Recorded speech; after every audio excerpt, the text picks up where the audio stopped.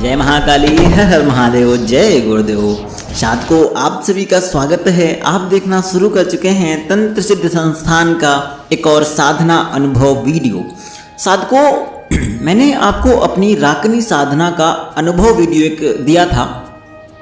उसमें मैंने लास्ट दिवस की साधना नहीं बता पाया था, मतलब उसका अनुभव नहीं बता पाया था। कारण ये पड़ गया था कि उस दिन मेरे कुछ साधक आ गए थे, कुछ शिष्य आ गए थे, तो मुझे उठना पड़ गया था और समय बहुत हो चुका था। तो आज मैं उस राकनी साधना का भाग 2 लेकर आया हूँ आपके समक्ष। तो आप ध्यान से सुनिएगा, दोनों वीडियो को एक साथ देखिएगा और एकाग्र मन से देखिएगा, आपको अच्छी तरह समझ में आएगा। अगर आप आंख बंद करके इन वीडियो को देखते हैं तो मुझे पूरा यकीन है कि आप एज्यूम कर पाएंगे, आप इमेजिन कर पाएंगे कि कैसे घटना हुई होंगी। 5 दिवस की बात थी, मैं 5वें दिवस पहुंचा रात्रि के समय। आज एक अजीब सी चारों तरफ शांति थी। मैंने शक्ति को बुलाया। मैंने पिछली वीडियो में बताया था कि मैंने शक्ति का आह्वान किया घेरा मंत्र के लिए। तो उन्होंने कहा कि आज हम आपके सामने नहीं आ पाएंगे, क्योंकि आपकी तल्लीनता को देखते हुए लगता है कि आज आपको आपकी सिद्धि मिल जाएगी। इसलिए आज आपको अकेले ही बिना घेरा बंधन के, बिना भैरव बटुक भैरव बंधन के साधना करनी होगी। मन में अडिग विश्वास लेकर, नियमों को मानते हुए, आदेश मानते हुए, पशुपतिनाथ श्री भोलेनाथ को प्रणाम करते हुए, माता महाकाली का जयकारा लगाते हुए मैंने प्रवेश किया गड्ढे में। समस्त सामग्री को रखने के बाद में मैंने शरीर बंधन कर लिया था, क्योंकि शरीर बंधन किया जा सकता है। घेरा बंधन के लिए मना किया गया था, तो मैंने घेरा बंधन नहीं किया। लेकिन मैंने एक ऐसी ही रेखा खींच दी बिना कोई मंत्र पढ़े हुए, और मैं अपनी तपस्या में मग्न हो गया। जब कर रहा था और माला में सोच रहा था जितनी जल्दी जल्दी मैं चीज़ों को कर पाऊँ, क्योंकि मैं ये भी मुझे लग रहा था ना कि विश्वास तो बहुत था, पर मुझे लग रहा था मैं जल्द से जल्द उस स्थिति तक पहुँच पाऊँ जहाँ मैं अनुभवों को देखूँ, क्योंकि आज का दिन मेरे लिए और मेरे जीवन के लिए बहुत ही महत्वपूर्ण होने वाला है। मैं अपनी सिद्धि के बीच में किसी प्रकार की बाधा उत्पन्न नहीं करना चाहता था। मैं लगा हुआ था। तभी मैं अचानक देखता हूँ कि एक बहुत ही अजीब प्रकार का मनुष्य निकल कर आता है नदी से बाहर, जिसके हाथों में बड़े बड़े छाले निकले हुए हैं जो साफ दिख रहे हैं। ऐसा लग रहा है पूरे शरीर में बहुत बड़े बड़े छाले निकले हैं, पस टपक रहा है। वो मेरी तरफ बहुत तेजी से बढ़ रहा है। मैं ये सोच रहा था कि आखिर कौन हो सकता है ये। आज तो कुछ बंधन भी नहीं है, शरीर बंधन तो है, मेरा कुछ कर तो पाएगा नहीं, विश्वास अडिग है, गुरु साथ है, मेरा कुछ नहीं कर पाएगा। लेकिन फिर भी एक अजीब सी उत्सुकता थी कि आखिर कौन है ये। अच्छा, घेरा बंधन करते समय बटुक भैरव ने मुझे आदेश दिया था कि आप परेशान मत हो साधक, बच्चा तुम आराम से करो, अपना जप करो। तुम्हें कोई बाधा होती है, मैं तुम्हारे ऊपर किसी प्रकार की जान के ऊपर नहीं आने दूंगा और समस्त प्रकार की शक्तियाँ प्रदान करूंगा, पर मैं घेरा बंधन पे नहीं आऊँगा आज।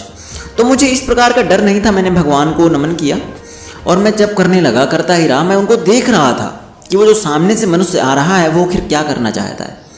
उसके हाथ में अजीब सा छाला पूरे शरीर पे लगे हुए पस टपक रहा है। तभी अचानक से एक हवा का झोंका आया, और हवा का झोंका था क्या था मुझे नहीं पता। वह जो अभी तक बहुत ही विद्रूप था, जिसका शक्ल देखने लायक भी नहीं थी, चारों तरफ से चू रहे थे उसके, अचानक वह बहुत सुंदर स्त्री में बदल गया। एक हवा का झोंका आया और धुंधलापन हुआ और वो बहुत सी सुंदर स्त्री में बदल गया। स्त्री में बदलने के पश्चात उसने मुझे बहुत सारी वासना युक्त चीज़ों को दिखाना शुरू किया कि पूरे अपने कपड़े उतार देना, नग्न हो जाना। लेकिन मैं लगातार अपने को एकाग्र कर रहा था कि मुझे किसी चीज़ पर नियंत्रण नहीं रखना है, मुझे खुद पर नियंत्रण रखना है और अपना नियंत्रण नहीं खोना है। एकाग्रता जरा सी भंग नहीं होने देनी है। मैं लगातार जप कर रहा था और मैं तीव्रता बढ़ा रहा था। मुझे ऐसा आभास हो रहा था कि मेरे जीभ के अंदर भी जैसे कट रहा हो, और हाथ में तुम छाले निकल ही आए हुए थे। सब जगह छिन्न भिन्न हो चुका था। समझ में नहीं आ रहा था कैसे क्या हो रहा है, बस चल रहा है। वो बोलते हैं ना कि जब चल रहा है, कैसे चल रहा है नहीं पता, बस चल रहा है, चलने देते हैं। तभी अचानक देखता हूँ कि वो मेरे पास आके खड़ी हो गई, और मैं अचानक तभी देखता हूँ कि 4 से 5 और पिशाच पीछे से आ गए जो वहीं बैठ गए, और मेरे को अजीब तरह से वासना युक्त विचारों को मेरे सामने परोस रहे हैं। मेरे से कह रहे हैं बाहर निकल के आओ, क्या रखा है? तेरी साधना में कुछ नहीं रखा है। आओ भोग विलास करो, वासना भोग विलास करो, इन सब में चीज़ों में कहाँ पड़ा हुआ है तू? ऐसे मुझे भ्रमित करने की कोशिश की जा रही है, पर मैं लगातार जुटा हुआ हूँ और मैं मन ही मन बोल रहा हूँ कि तुम साले नरकियों यहाँ से चले जाओ, वरना भस्म हो जाओगे, समाप्त हो जाओगे। मैं तभी देखता हूँ, मैंने थोड़ी देर के लिए एक बार अचानक से मन में ही ध्यान किया, हे बटुक भैरव, मेरी एकाग्रता भंग होने से पहले इनको यहाँ से हटाइए। तभी अचानक से एक अजीब सा प्रकाश ऊपर से आया और वो चारों पांचों जो मुझे दिख रहे थे अब दिखना बंद हो चुके थे। मैं काफी सहज महसूस कर रहा था क्योंकि डर था नहीं किसी बात का। तभी मेरे सामने एक अजीब सी औरत निकल कर सामने आती है।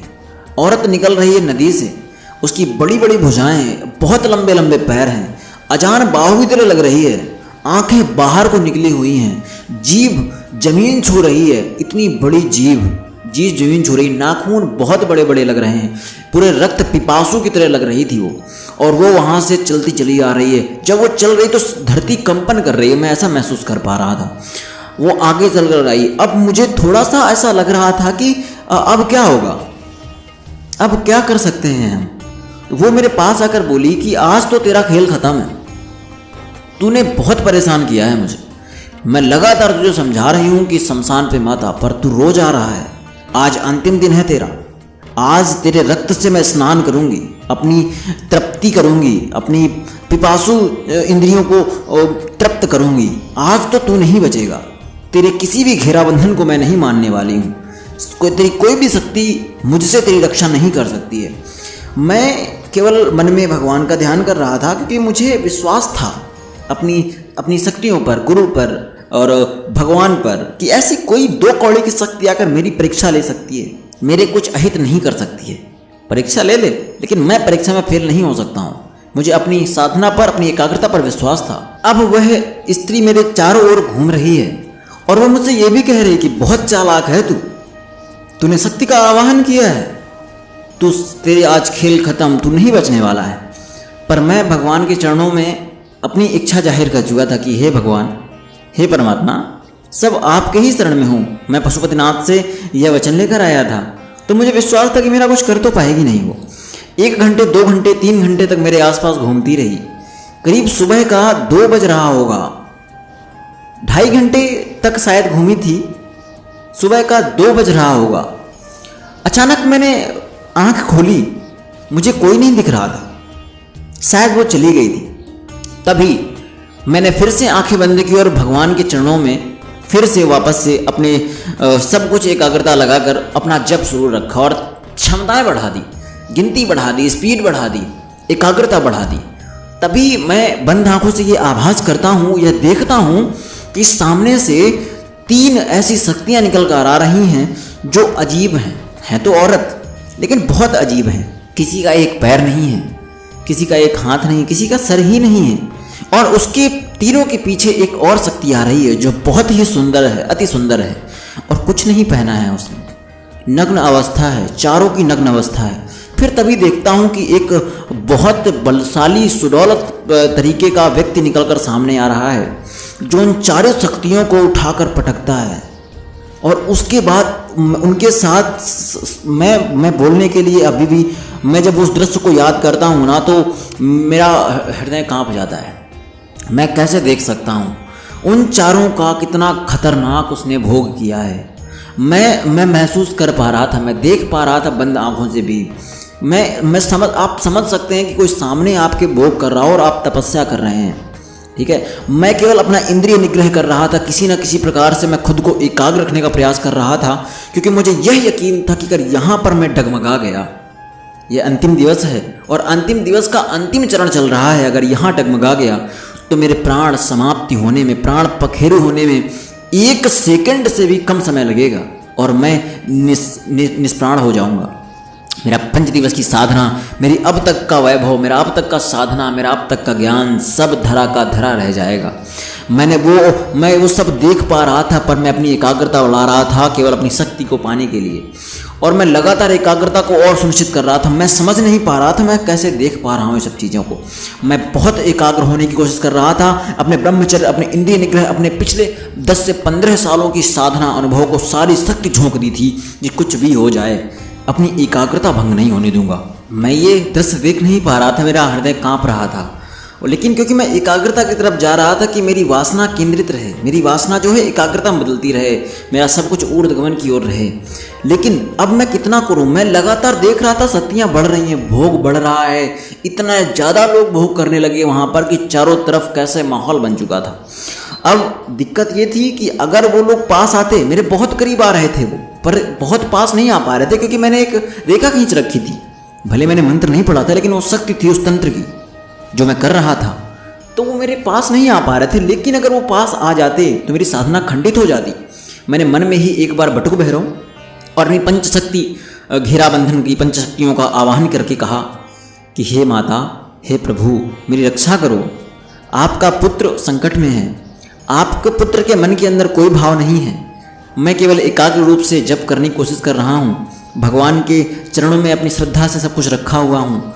आप मेरी कृपा करके मेरी इस जो मैंने व्यभिचार फैला हुआ है चारों तरफ, इससे आज़ादी दें। बहुत परेशान हूँ प्रभु, बहुत परेशान हूँ, मैं बोल भी नहीं पा रहा हूँ। आप समझिए मेरी इस आवाहन में मुझे 15 मिनट लग गए, 15 से 25 मिनट लग गए, क्योंकि आज जवान अंदर से लड़खड़ा रही थी। मेरे मुंह से जप के लिए मंत्र तो निकल रहा था, पर अंदर से वो, क्योंकि मैं एकाग्र रहने की कोशिश कर रहा था ऐसे समय पे। ठीक है, तो मैंने ये जैसे कहा तो आधा घंटा बीता होगा, 3 साढ़े 3 के आसपास का समय होगा।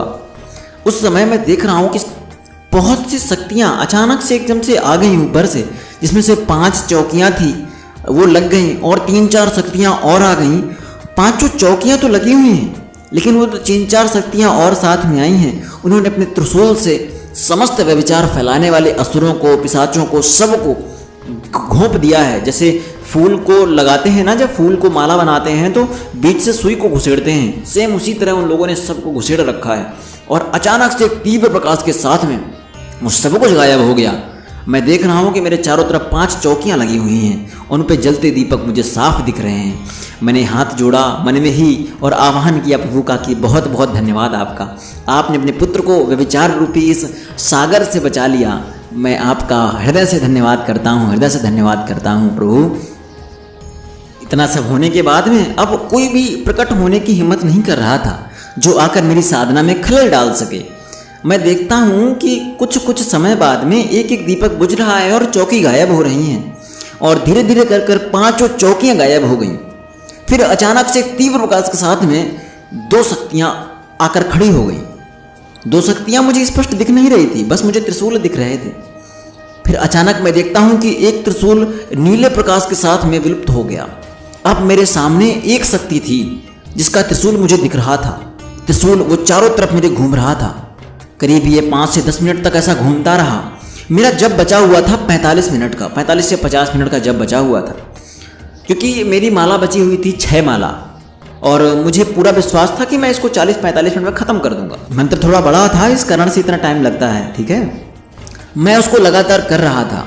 तभी मैं देखता हूँ कि एक, अब वो जो त्रिशूल था उसके साथ में एक कपड़ा भी लहरा रहा है, लाल कलर का कपड़ा। मैं देखता हूँ कि अब उसमें थोड़ा थोड़ा कोई धुंधला धुंधला दिख भी रहा है, पर मुझे स्पष्ट नहीं दिख रहा था। तभी अचानक मैं देखता हूँ कि एक हरा प्रकाश बहुत तेजी से होता है और एक देवी दिखने लगती हैं। अब वो कौन है मुझे नहीं पता है। कुछ शमशान काली की जैसा चित्र था उनका, मूरत सूरत थी जैसी उनकी, शमशान काली हूँ ऐसा लग रहा था। हाथ में खप्पर था, बड़े बड़े मुंडों की माला थी, लाल एकदम आंखें थी खून की तरह, और खून की बूंदें बह रही थी उनकी आंखों से।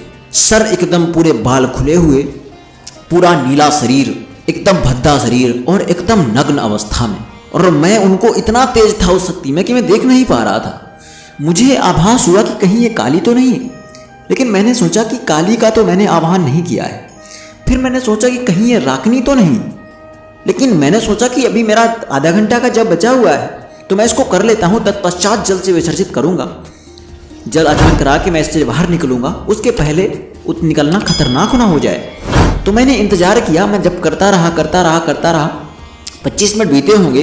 वह शक्ति चारों ओर मेरे टहल रही है। वो जब टहल रही है तो कंपन कर रहा है चारों ओर। मैं सोच रहा हूँ कि आखिर कौन है ये, पर मैं जप में मस्त हूँ, मगन हूँ जप में। अचानक वो शक्ति तेज आवाज में बोलती है, साधक उठो, साधक उठो। 3 बार उसने ये शब्द बोला, पर मैंने ध्यान नहीं दिया।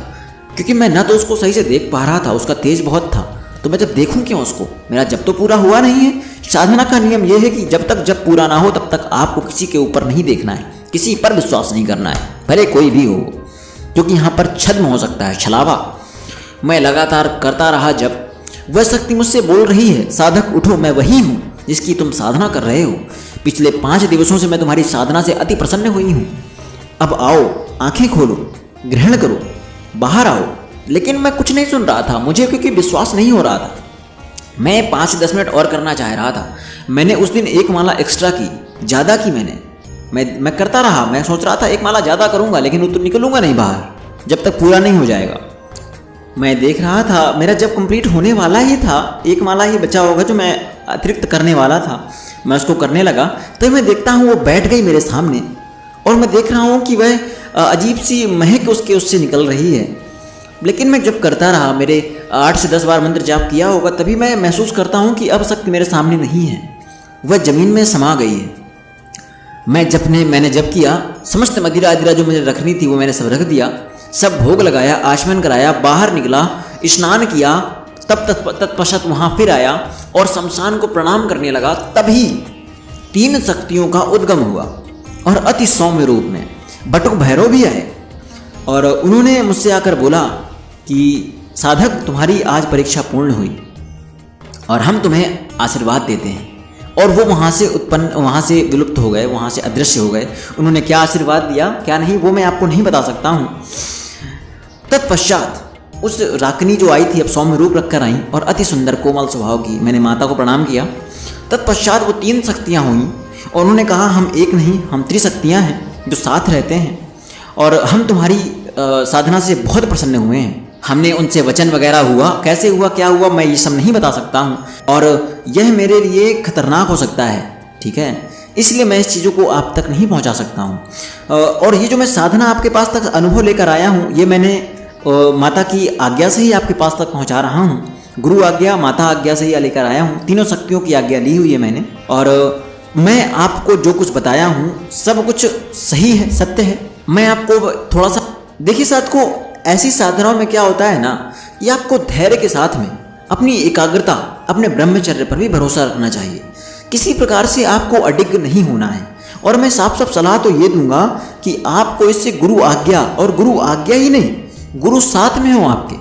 क्योंकि मेरा जो था ना 10 से 12 सालों का संकल्प था, 10 से 12 सालों की तपस्या थी, उसका तेज था, गुरु की आज्ञा थी, गुरु का आशीर्वाद था, इतनी शक्तियों का मिश्रण था, उसका तेज था। इस कारण से मैं शायद एकाग्रता को साध पाया हूँ। इसमें मेरा कोई रोल नहीं, सब शक्तियों का रोल है।